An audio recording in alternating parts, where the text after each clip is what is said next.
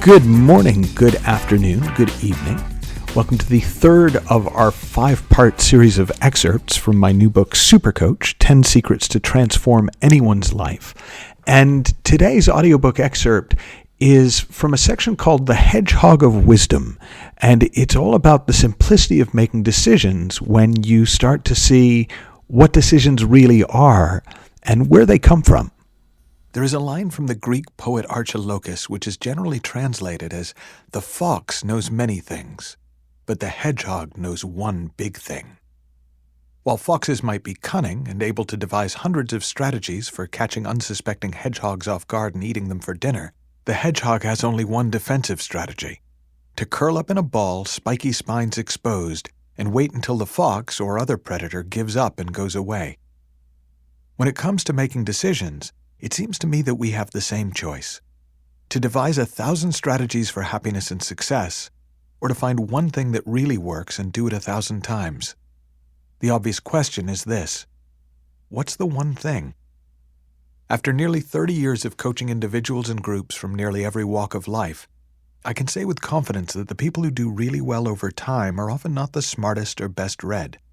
They can be introvert or extrovert, seemingly self-assured or apparently neurotic and insecure. What they all have in common is that they have an unusually high degree of trust in their own sense of knowing, and a willingness to follow that sense right up to and occasionally over the edge of an apparent cliff, if that's what it's guiding them to do. In other words, they have a deep relationship with and abiding faith in the wisdom within. The fact that so many of us are so out of touch with that inner knowing is simply the result of a lifetime of fox training. We've been innocently taught from the time we were born that the right answers to our most important questions are out in the world around us, waiting to be found.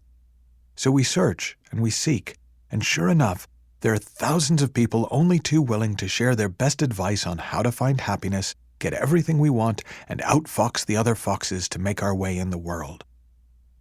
But meanwhile, the deeper mind, our inner knowing, is quietly whispering and occasionally shouting words of guidance, common sense, and direction in our ear. Sometimes that guidance takes the form of a no-brainer yes or a no-brainer no that makes decision-making effortless. More often than not, people experience it as a simple feeling of on track or off track that lets them know when to hold back and when to jump in with both feet, even if what they're jumping into seems way over their head at the time. Ironically, the more we think about this inner knowing, the harder it is to feel, which is why most of us intuitively know that when the outcome seems to really matter, it's worthwhile pausing for breath and letting things settle before jumping ahead or pulling back. But even when we lose our way, wisdom never leaves us.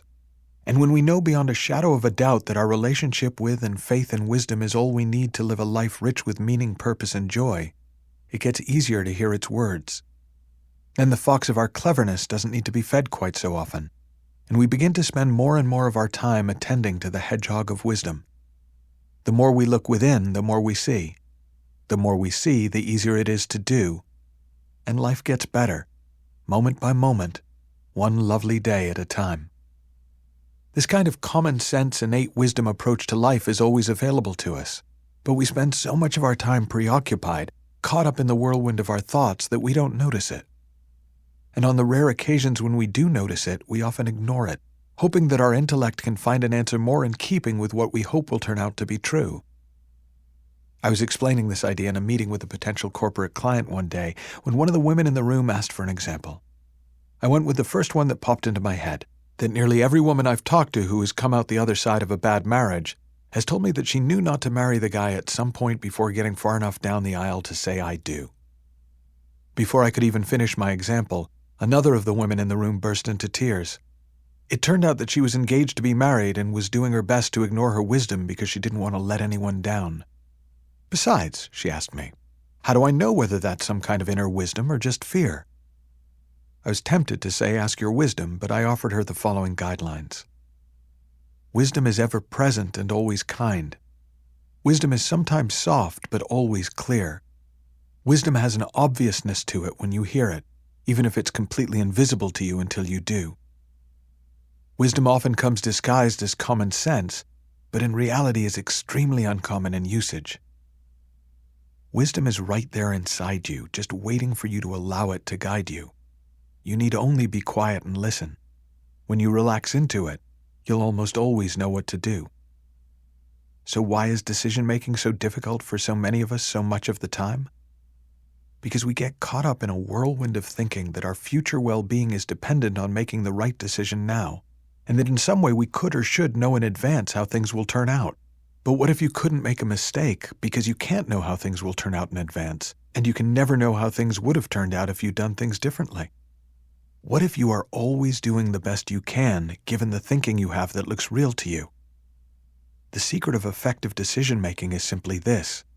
There's no such thing as a decision. You either know what to do or you don't. Now, at first glance, that might just seem silly.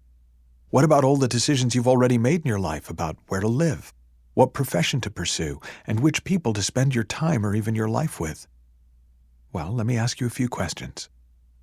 Did you decide which butt cheek to lean on right now, or which foot to have most of your weight on if you're standing up? Did you decide to take your last inhale or when to exhale? What about the dozens of decisions you need to make walking down the hallway at the office or down the aisles of a supermarket about whom to smile at and whom to ignore? The fact is, we're making thousands of apparent decisions every day without ever having to think about them, or in most cases even noticing them.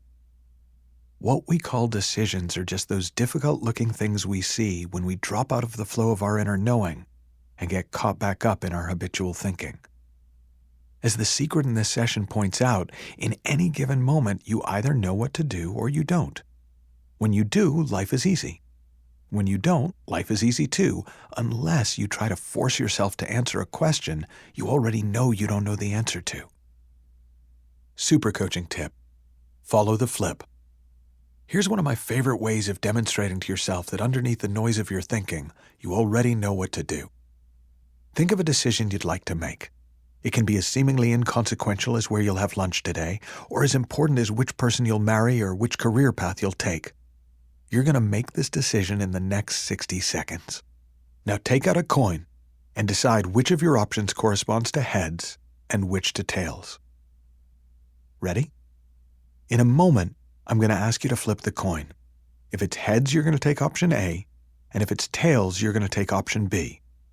Before I do that, you have to promise to abide by the decision of the universe as signified by the coin flip. And just for fun, before we go any further, which way do you hope it lands, heads or tails? Okay, the moment of truth has arrived. Take a deep breath, flip the coin, and see which way your life has landed. Quick question for you. How do you feel about that? Relieved? Excited?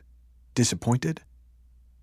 If you played along, you almost certainly experienced a physical, visceral response, seemingly to the flip of the coin, but in actuality to the thinking that passed through your mind simultaneously. The way you felt before the coin was flipped and the way you felt afterward are fantastic access points to your inner wisdom. Remember, it doesn't matter which way the coin landed. The feeling you had while it was in the air and the feeling after it landed will tell you all you need to know.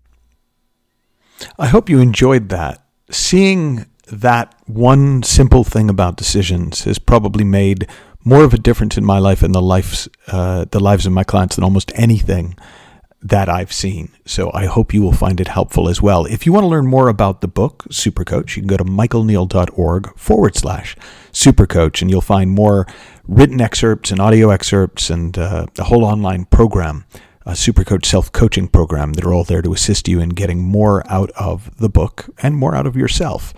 Until next time, have fun, learn heaps, and I'll talk to you soon.